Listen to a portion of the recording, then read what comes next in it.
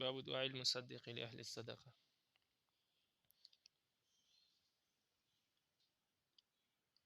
صدقہ وصول کرنے والے کا صدقہ دینے والے کو دعا دینے کے بیان میں یہ باب ہے۔ وبی قال حدثنا حفص بن عمر النمیری وابو الولید الطیالسی المعنى كلاهما قال حدثنا شعبة عن عمرو بن مرة عن عبد الله بن أبي أوفى قال كان أبي من أصحاب الشجرة۔ عبداللہ بن اوفا کہتے ہیں کہ میرے والد ابو اوفا صاحب شجرہ ہے، یعنی صاحب شجرہ میں سے تھے۔ وکان النبی صلی اللہ علیہ وسلم، اور نبی کریم صلی اللہ علیہ وسلم اذا اتاہ قوم بصدقتہم، جب نبی علیہ السلام کے پاس کوئی قوم اپنی زکوٰۃ لے کر آتی، قال، نبی علیہ السلام فرماتے، اللہم صلی علی آل فلان، یا اللہ فلاں کے آل پر رحمت نازل فرما۔ قال، راوی کہتے ہیں فاتاہ ابی بصدقتہ، میرے والد یعنی ابی اوفا اپنا صدقہ لے کر نبی علیہ السلام کی خدمت میں حاضر ہوئے۔ فقال، تو نبی علیہ السلام نے فرمایا، اللہم صلی علی آل ابی اوفا، یا اللہ ابی اوفا کے آل پر، اولاد پر رحمت نازل فرما۔ تو اس سے معلوم ہوا کہ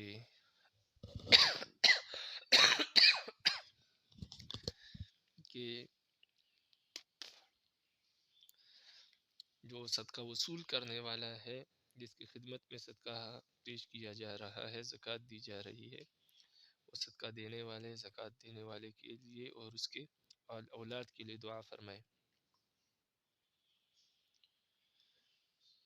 میرے والد اصحاب الشجرہ میں سے تھے،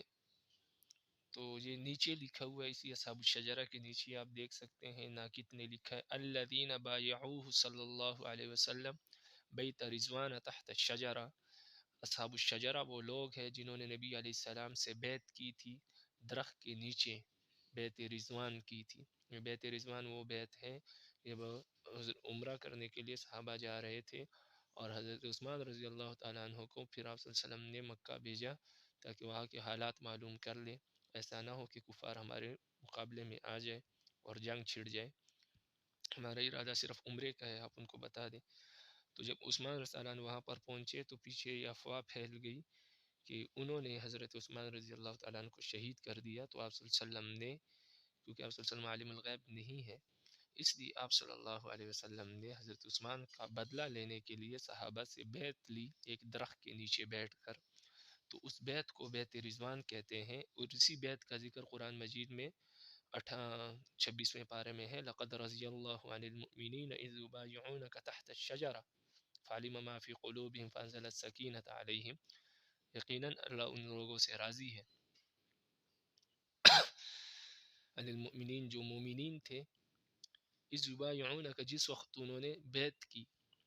تحت الشجرہ درخت کے نیچے، تو ان لوگوں کو اعزازاً اصحاب الشجرہ کہتے تھے۔ تو ابی اوفا کہتے ہیں، عبداللہ بن ابی اوفا کہتے ہیں کہ میرے والد بھی اصحاب الشجرہ میں ہیں، یعنی انہوں نے بھی نبی علیہ السلام سے اس موقع پر بیعت کی تھی، یعنی بیعت رضوان۔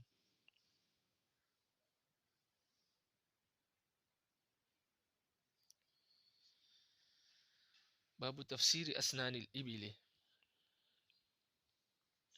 یہ باب ہے اونٹوں کے عمر کے بارے میں کہ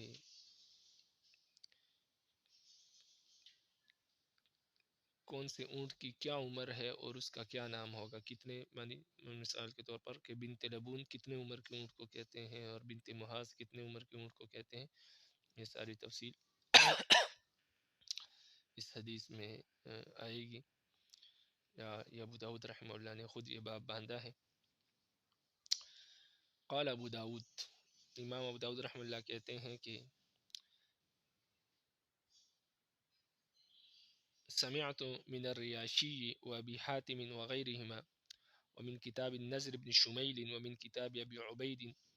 وربما ذکر احدهم الکلمہ۔ ابو داؤد کہتے ہیں کہ میں نے اونٹوں کی عمر کی یہ تفصیل ریاشی اور ابو حاتم وغیرہ سے سنا ہے، یہ تفصیل میں نے ان سے سنی ہے، اور نظر بن شمیل اور ابو عبید کی کتاب سے حاصل کی، یعنی ان کی کتاب پڑھ کر بھی مجھے کچھ تفصیل ان کے بارے میں حاصل ہوئی. اور بعض باتیں وربما ذکر احدهم الکلمہ، اور بعض باتیں ایسی ہیں جو ان میں سے کسی ایک نے کہی ہے، سب نے نہیں کہی. قالوا یسمى الحوار ثم الفصیل.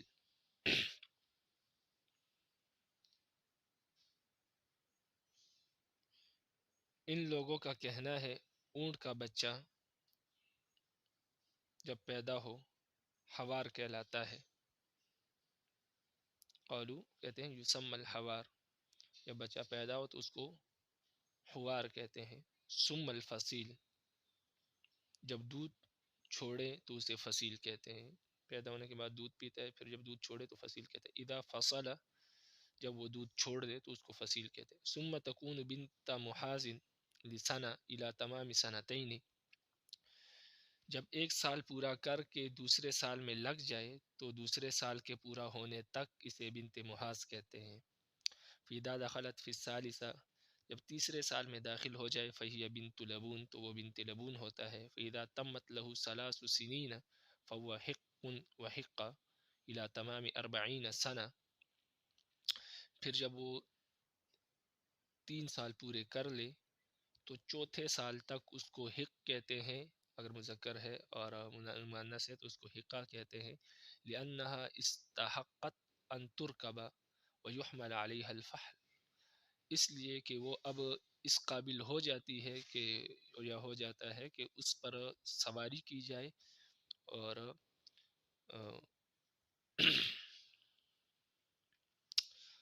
اور اس کے ساتھ جفتی کی جائے، تو جفتی اور سواری کے قابل ہو جاتی ہے، اس لیے اس کو حقہ کہتے ہیں. وَهِيَ تَلْقَحُ وَلَا يُلْقَحُ الذَّكَرُ،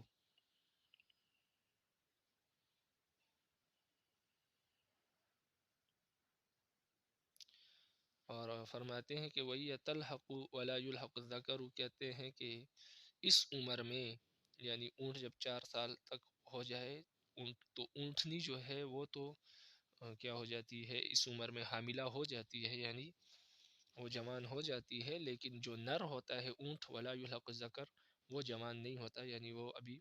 جوانی کو نہیں پہنچتا، وہ بچپن کی عمر میں ہی ہوتا ہے. تو اس لیے زکوٰۃ میں حقہ لی جاتی ہے، حق نہیں لی جاتا، حق نہیں لیا جاتا.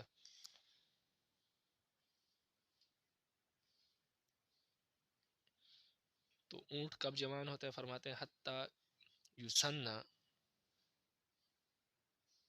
اور اونٹ تب جوان ہوتا ہے یعنی مذکر جب وہ اس کا دگنا ہو جائے، یعنی 6 برس کا ہو جائے. ويقال للحقة طروق الفحل لأن الفحل يطرقها إلى تمام 40 سنة، اور حقہ کو طروقۃ الفحل بھی کہتے ہیں. ويقال للحقة طروقۃ الفحل لأن الفحل يطرقها إلى تمام 40 سنة،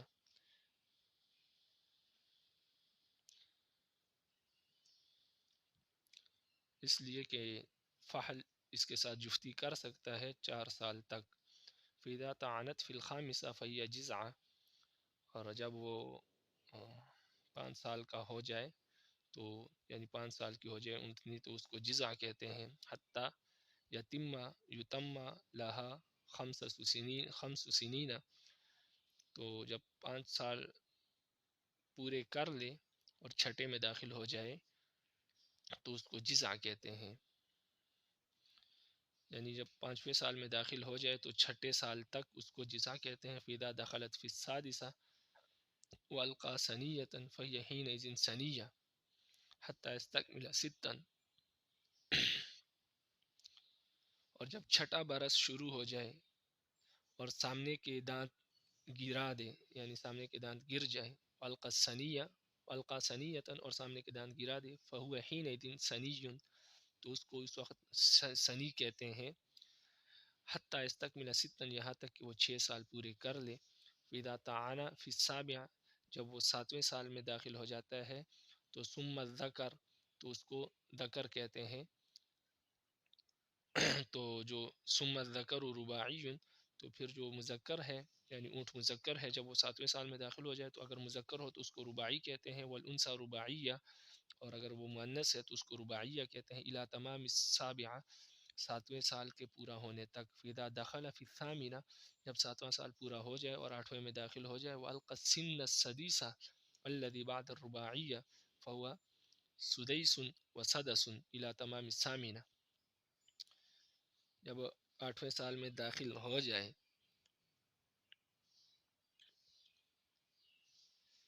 اور چھٹا دانت گرا دے. والقى السن السدیسہ الذي بعد الرباعی اور چھٹا دانت گرا دے جو رباعی کے بعد ہوتا ہے تو اس کو سدیس کہتے ہیں اور سدس کہتے ہیں. یعنی مذکر کو سدیس کہتے ہیں اور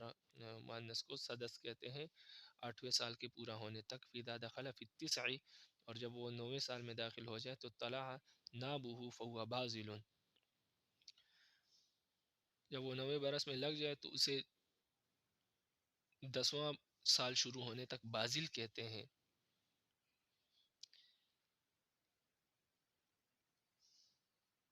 ای بزل نابه یعنی طلع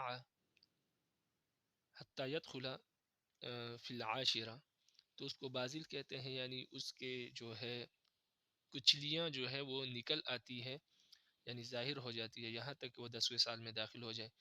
تو جب 10ویں سال میں داخل ہو جائے فحین دن مخلف تو اس کو مخلف کہتے ہیں. ثم لیس له اسم پھر اس کے بعد اونٹ کا کوئی مزید نام نہیں ہے. ولکن یقال بازل عام وبازل عامین ومخلف عام ومخلف عامین ومخلف ثلاثة اعوام الى 50 سنہ. تو اس کے بعد فرماتے ہیں کہ اونٹ کا کوئی الگ سے نام نہیں ہے بلکہ 10ویں سال کے بعد اس کو 1 سال کا بازل 2 سال کا بازل 1 سال کا مخلف 2 سال کا مخلف اور 3 سال کا مخلف یہ سلسلہ 5 سال تک چلتا رہتا ہے. اور جو فرماتے ہیں کہ والخلفہ الحامل اور خلفہ جو ہے یہ حاملہ اونٹنی کو کہتے ہیں. قال ابو حاتم والجزوع ابو حاتم کہتے ہیں کہ جزوع وقت من الزمن لیس بسن.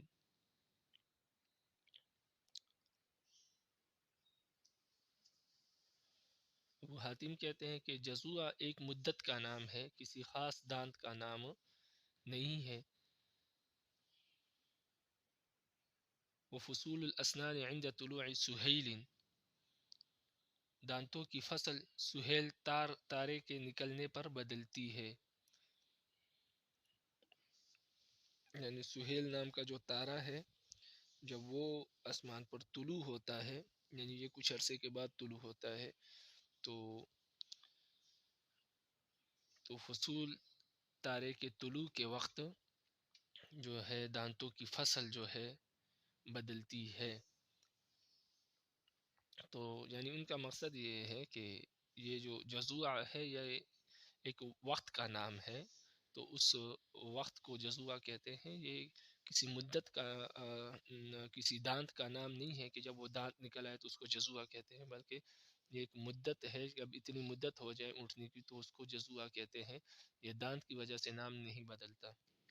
بہرحال یہ ایک لفظی اختلاف ہے معنی پر کوئی اثر نہیں پڑتا. قال ابو داود وانشدنا الریاشی ابو داود رحمہ اللہ فرماتے ہیں کہ مجھے ریاشی یعنی جس سے میں نے یہ تفصیل سنی ہے انہوں نے مجھے ایک شعر پڑھ کے سنایا جن کے معنی ہے کہ اذا سہیل اول اللیل طلع جب سہیل رات کے اول حصے میں یعنی سہیل تارہ رات کے اول حصے میں طلوع ہو جائے. فابن لبون الحق والحق جزع اور حق اور جزع ہو گیا کوئی دانت نہ رہا. فرماتے ہیں کہ جب رات کے آخر میں سہیل تارہ نکلا تو ابن لبون حقہ اور حقہ جزع ہو گیا کوئی دانت نہ رہا. لم يبق من اسنانها غیر البعی اور کوئی دانت نہ رہا سوائے ہبا کے. والہب الذی یولد فی غیر حینہ اور ہبا وہ بچہ ہے جو سہیل کے طلوع کے وقت پیدا نہ ہو بلکہ کسی اور وقت میں پیدا ہو، اس کی عمر کا حساب سہیل سے نہیں ہوتا۔ تو فرماتے ہیں کہ اونٹ کا بچہ جو ہے اکثر جو ہے سہیل تارے کے طلوع ہونے کے وقت نکلتا ہے، تو لہٰذا اس کے اعتبار سے اس کی مدت شمار کی جاتی ہے۔ تو اس اعتبار سے پھر جب ایک مدت گزر جائے تو اس کو جزا کہتے ہیں۔ یہ کسی دانت کا نام نہیں ہے کہ وہ دانت نکل آئے تو اس کو جزا کہتے ہیں، بلکہ اس کے اعتبار سے اس کی مدت جب 4 سال ہو جائے یعنی چوتھے سال میں داخل ہو جائے تو اس کو جزا کہتے ہیں۔ یہ کسی دان کے ساتھ اس کا تعلق نہیں ہے، اور یہی کہتے ہیں کہ اگر کوئی اونٹ کا بچہ سہیل تارے کے وقت پیدا نہ ہو تو اس کو ہبا کہتے ہیں، پھر اس کی مدت الگ سے شمار کی جاتی ہے، دانتوں کے اعتبار سے شمار کی جاتی ہے یا کسی اور وقت کے اعتبار سے، اس کو جو ہے پھر جزا یا حقہ نہیں کہتے۔ بہرحال یہ ایک لفظی اختلاف ہے اور اس کا کوئی اتنا خاص فائدہ بھی نہیں ہے اور نہ اس کا کسی نے اعتبار کیا ہے۔ بہرحال صرف تفصیلی معلومات کے لیے ضروری ہے کہ انسان کو معلومات ہو، باقی اس کو جزعی کہتے ہیں اور حقہ ہی کہتے ہیں اگر اس کی مدت 4 سال ہو،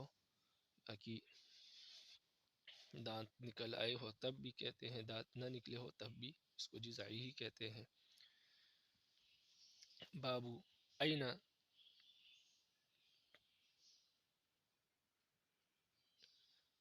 تصدق الاموال یا این تصدق الاموال، کہ مال کی زکوٰۃ کہاں لی جائے، یعنی مصدق جو ہے وہ صاحب زکوٰۃ سے مال کہاں پر لے، کس جگہ پر ان سے مال وصول کریں، تو اس کا بیان ہے۔ ابھی قال حدثنا قتيبة بن سعيد قال حدثنا ابن ابي عدي عن ابي اسحاق عن عمرو بن شعيب عن ابيه عن جده عن النبي صلی اللہ علیہ وسلم، نبی علیہ السلام سے روایت، عبداللہ بن عمر سے روایت ہے، وہ نبی علیہ السلام سے روایت کرتے ہیں، قال فرماتے ہیں کہ لا جلب ولا جنب ولا تؤخذ صدقاتهم الا في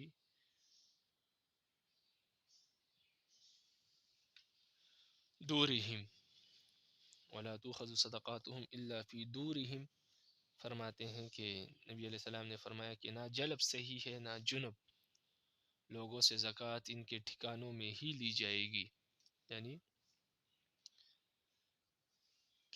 جلب زکوٰۃ دینے والا اپنے جانور کو کھینچ کر عامل کے پاس لے آئے،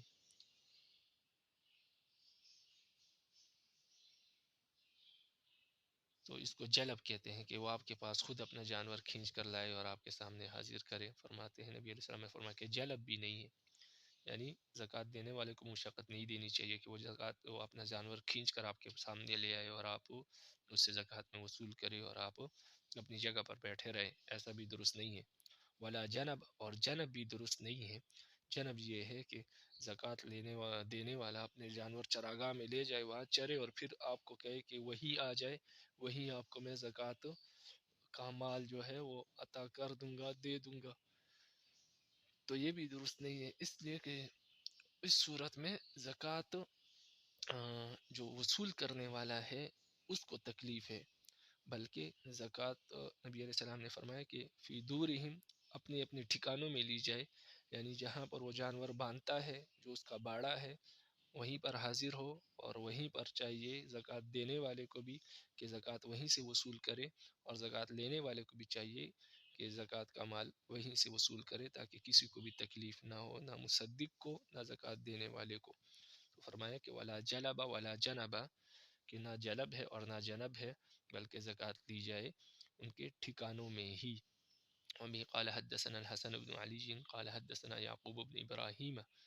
سمعت أبي يقول عن محمد بن إسحاق في قوله، یعقوب بن ابراہیم فرماتے ہیں کہ میں نے اپنے والد کو سنا، وہ روایت کرتے ہیں محمد بن اسحاق سے، ان کے اس قول کے بارے میں، نبی علیہ السلام کے اس قول کی تفسیر کے بارے میں کہ لا جلب ولا جنب، کہ اس کی تفصیل میں وہ بیان کرتے ہیں، قال کہ میرے والد فرماتے ہیں کہ ابو اسحاق کہتے ہیں کہ ان تصدق الماشیۃ فی مواضعها ولا تجلب الی المصدق، کہ ولا جلب کا معنی یہ ہے کہ جو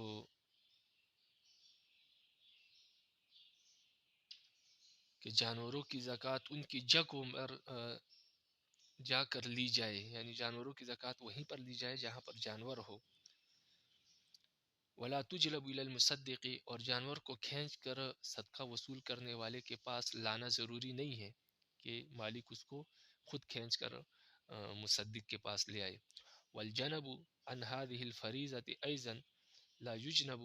اصحابها لا یجنب لا یا اور اسی طرح لا یجنب اصحابها،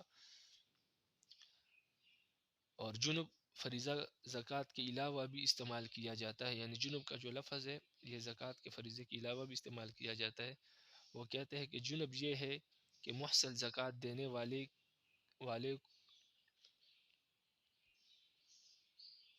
کہ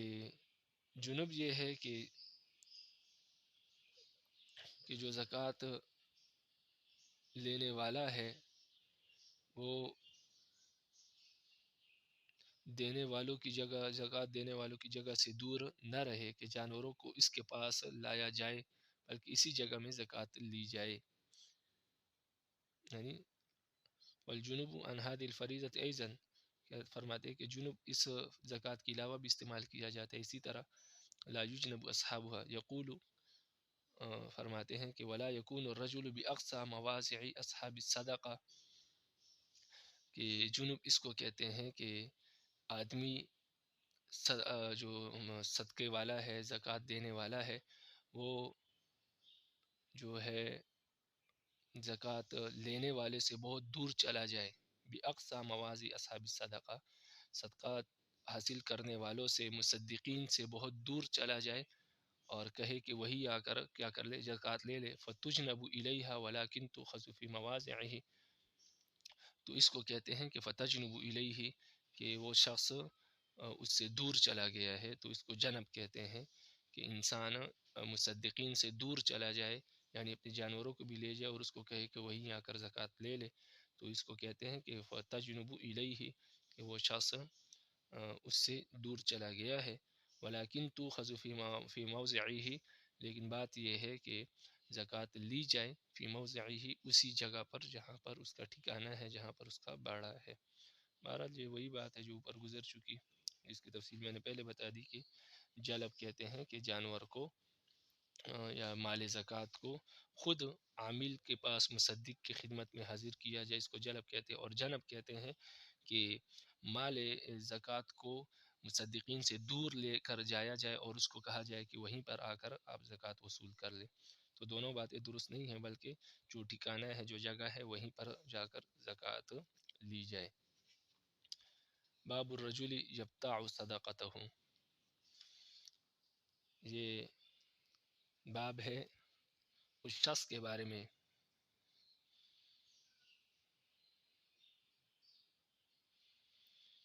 کہ جو اپنا صدقے کا مال خود خریدتا ہے، یعنی اپنی زکوٰۃ کا مال خود خریدتا ہے۔ مثال کے طور پر کہ اس نے زکوٰۃ میں کوئی اونٹ دیا یا بکری دی اور پھر اس کو مصدق کو کہتا ہے کہ یہ مجھے اب آپ کیا کر لیں، واپس دے دے، میں آپ کو اس کی قیمت دے دیتا ہوں، خود اس سے سودا کریں، باؤ تاؤ کرے، اس سے خریدے، تو یہ بات درست نہیں ہے۔ اسی طرح اگر نفلی صدقہ بھی کوئی کسی کو دے تو اس کو دوبارہ خریدنا نہیں چاہیے، بلکہ لازمی بات ہے کہ جب کوئی شخص خود کسی کو صدقہ دے گا اور پھر اسی سے خریدے گا تو لازمی بات ہے کہ جس کو صدقہ اس نے دیا ہے وہ اس کے ساتھ نرمی کرے گا اور صحیح قیمت نہیں لگائے گا، اس وجہ سے اس کو اپنے صدقے کا مال خریدنا نہیں چاہیے۔ تو اپنے صدقے کا مال خود خریدنا نہیں چاہیے، یہ اس بارے میں یہ باب ہے۔ لیکن یہاں پر جو باب باندھا ہے وہ صرف اتنا ہی ہے کہ یہ باب ہے اس شخص کے بارے میں جو اپنے صدقے کا مال خود خریدتا ہے۔ وبه قال حدثنا عبد الله بن مسلمة عن مالك النافع عن عبد الله بن عمر أن عمر بن الخطاب رضی اللہ تعالی عنہ، عمر بن خطاب رضی اللہ عنہ سے روایت ہے کہ حمل علی فرس فی سبیل اللہ، کہ انہوں نے ایک گھوڑا اللہ کے راستے میں جو ہے وہ صدقہ کیا، فوجدہ یباع، تو انہوں نے دیکھا کہ اس گھوڑے کو وہ شخص بیچ رہا ہے، یعنی اس گھوڑے کو بازار میں بیچا جا رہا ہے، فاراد ان یبتاعہ، تو حضرت عمر نے ارادہ کیا کہ وہ خود ہی اس کو خرید لے، کیونکہ وہ گھوڑا انہوں نے بہت پیار سے، بہت محبت سے، محنت سے پالا تھا، تو جب انہوں نے دیکھا کہ بازار میں وہ شخص بیچ رہا ہے تو انہوں نے کہا کہ میں خود ہی اس کو خرید لوں.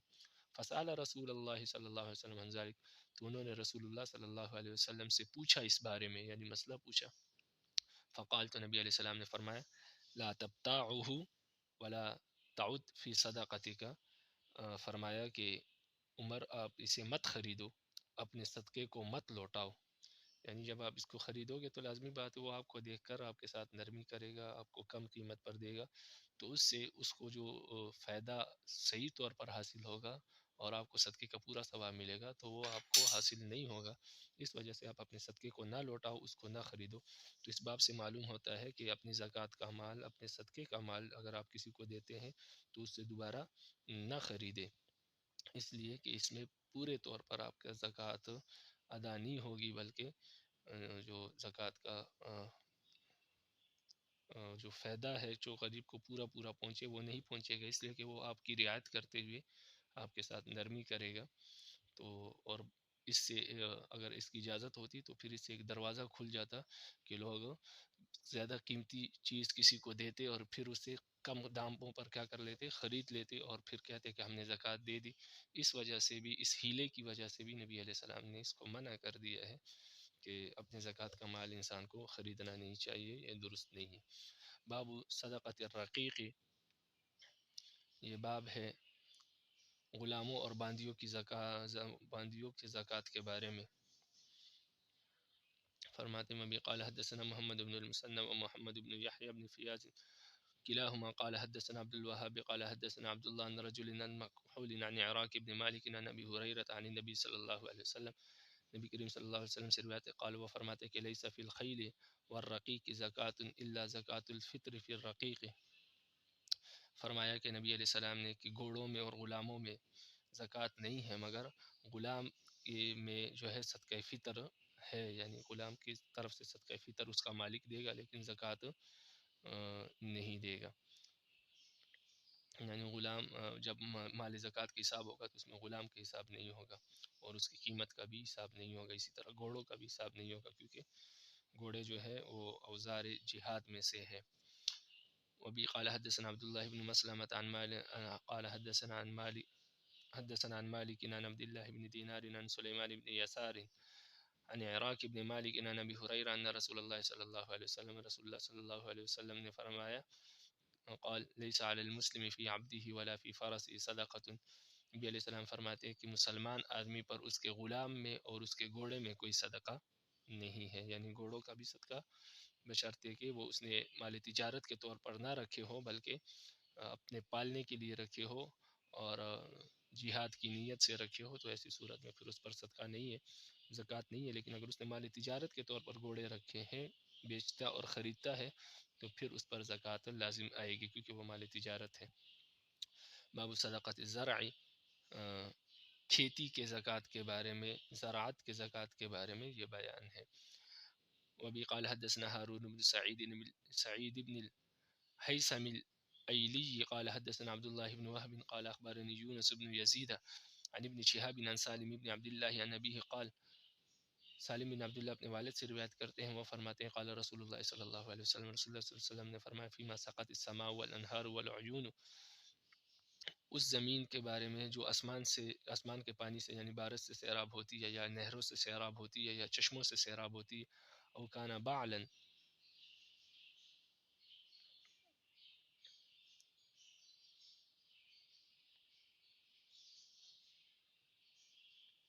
یا سیجنے سے یا زمین کی تری سے وہ کیا ہوتی ہے، خود بخود سیراب ہو جاتی، اس کو پانی دینے کی ضرورت نہیں ہوتی، محنت کرنے کی ضرورت نہیں ہوتی اس میں، تو فرمایا کہ العشر، اس میں عشر ہے، 10واں حصہ دینا پڑے گا زکوٰۃ کا. وفیما سقی ابی الثوانی ابی النضح نصف العشر، اور جس کھیتی کی سینچائی راہٹ اور جانوروں کے ذریعے کی گئی ہو، یعنی اس کو پانی دیا جاتا ہے، یا آج کل ٹویل وغیرہ اس کے لیے لگایا گیا ہے، اس سے اس کو پانی دیا جاتا ہے، تو فرماتے ہیں کہ اس میں جو ہے 20واں حصہ یعنی نصف عشر زکوٰۃ دینی پڑے گی. یہ مسئلہ پہلے تفصیل سے بیان ہو گیا ہے. عشر کا مسئلہ میں نے آپ کو پہلے زکوٰۃ کے تقریباً کسی درس میں آپ کو بتا دیا ہے. کہ عشر اور نصف عشر کس زمین میں دیا جائے گا۔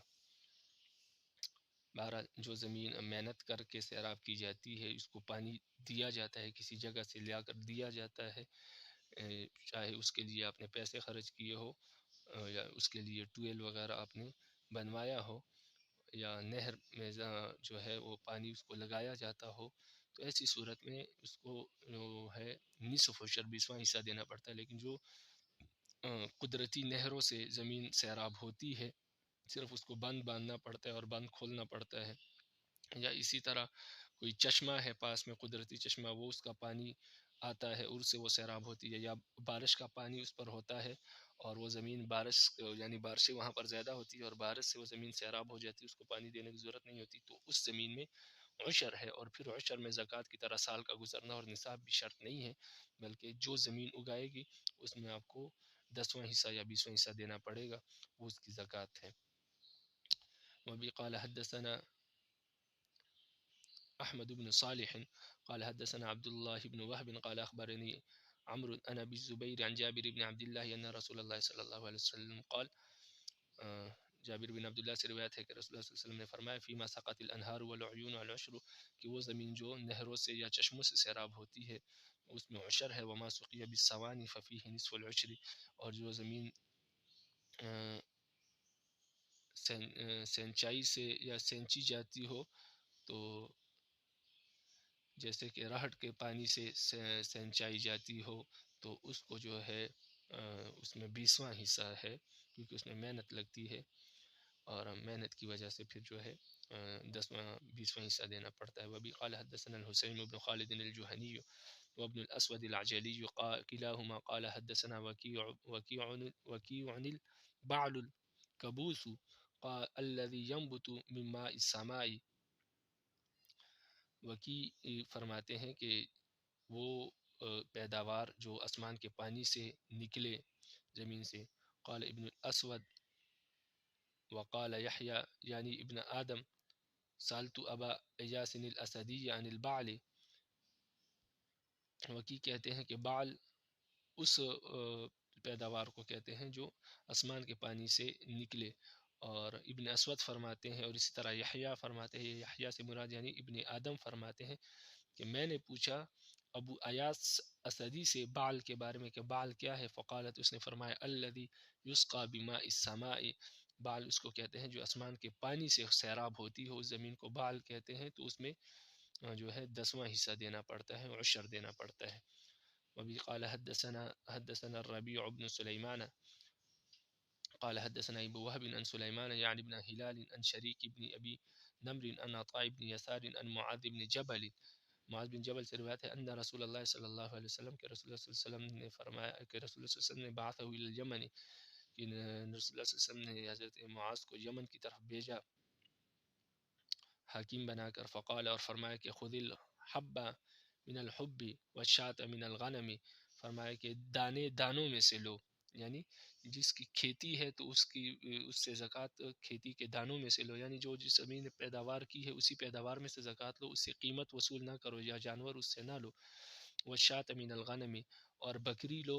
بکریوں میں سے، جس کے پاس بکریاں ہوں تو اس سے بطور زکوٰۃ کے بکری لے لو، اس لیے کہ اس کو زکوٰۃ میں بکری دینا آسان ہے، جس کے پاس پیداوار ہے اس کو زکوٰۃ میں پیداوار دینا آسان ہے، وہ قیمت نہیں دے سکتا۔ اسی طرح والبعیر من الابل، اور اونٹ لو اونٹوں میں سے، والبقر من البقر، اور گائیں لو گایوں میں سے۔ قال ابو داود فرماتے ہیں کہ شبرت قساءۃ بمصر،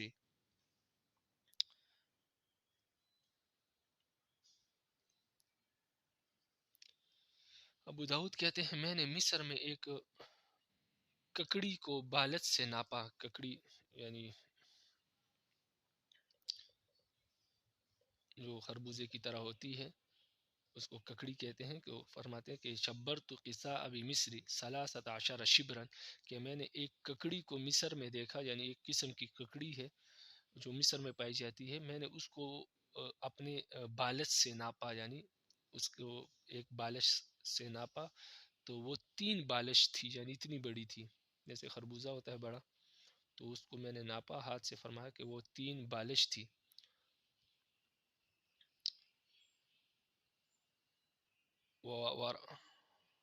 ورأيت اترجتن علی بعیر بقطعتین قطعت، اور فرمایا کہ ایک سنترا دیکھا جو ایک اونٹ پر لدا ہوا تھا، اس کے دو ٹکڑے کاٹ کر بوجھ کی مثل کر دیے گئے تھے.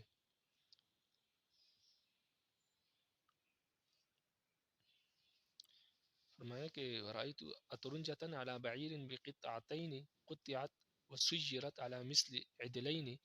کہ میں نے ایک سنترا دیکھا کہ جو اونٹ پر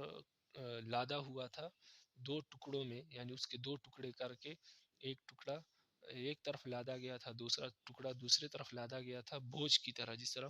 اونٹ پر بوجھ لادا جاتا ہے تو ایک ایک طرف دوسرا دوسرے طرف. تو اتنا بڑا سنترا، یعنی اتنا بڑا جو مالٹا تھا وہ میں نے دیکھا. یعنی ان کا مطلب یہ ہے کہ اتنے بڑے بڑے فروٹ بھی ہے اور زمین کی پیداوار اتنی عمدہ بھی ہوتی ہے. تو اس وجہ سے امام ابو داؤد رحمہ اللہ کا مقصد یہاں سے یہ ہے کہ اس سے معلوم ہوتا ہے کہ اس حدیث سے کہ زمین جو پیداوار کرے گی اسی سے جو ہے زکوٰۃ لی جائے گی، اس لیے کہ جس زمین نے اتنی بڑی بڑی اتنی عمدہ اور اتنی بڑی پیداوار اس سے حاصل ہوئی ہے تو لازمی بات ہے کہ وہ زکوٰۃ بھی اسی جنس میں سے دے. یعنی اتنا بڑا سنترا، اتنی بڑی کھکڑی اور اتنی عمدہ پیداوار جو ہے تو لازمی بات ہے جیسی پیداوار ہوگی اسی پیداوار کے حساب سے، اگر اچھی پیداوار ہے تو اسی سے زکوٰۃ دی جائے گی، اور اگر بری پیداوار ہے تو اسی سے زکوٰۃ دی جائے گی. تو امام داؤد رحمہ اللہ کا مقصد یہ ہے کہ ایسا نہ ہو کہ آپ کی پیداوار تو اچھی ہو اور آپ زکوٰۃ جو ہے کسی اور جنس سے دیں یا کسی دوسری پیداوار سے دیں، تو یہ مناسب نہیں ہے. اس لیے وہ فرماتے ہیں کہ میں نے ایسی پیداوار بھی دیکھی ہے کہ جو بہت عمدہ ہے، تو لہٰذا پھر انسان کو چاہیے کہ جب رب العالمین نے اس کی زمین میں عمدہ پیداوار کی ہے تو اس کو چاہیے کہ وہ عمدہ پیداوار سے کیا ہے اسی عمدہ چیز سے زکوٰۃ دے. اور یہی نبی علیہ السلام کی حدیث کا مقصد ہے کہ اونٹ کی زکوٰۃ اونٹ میں سے، بکری کی زکوٰۃ بکری میں سے، اور گائے کی زکوٰۃ گائے میں سے، اور پیداوار اور دانے کی زکوٰۃ اسی میں سے لی جائے. وما علینا الا البلاغ المبین. رب العالمین عمل کی توفیق نصیب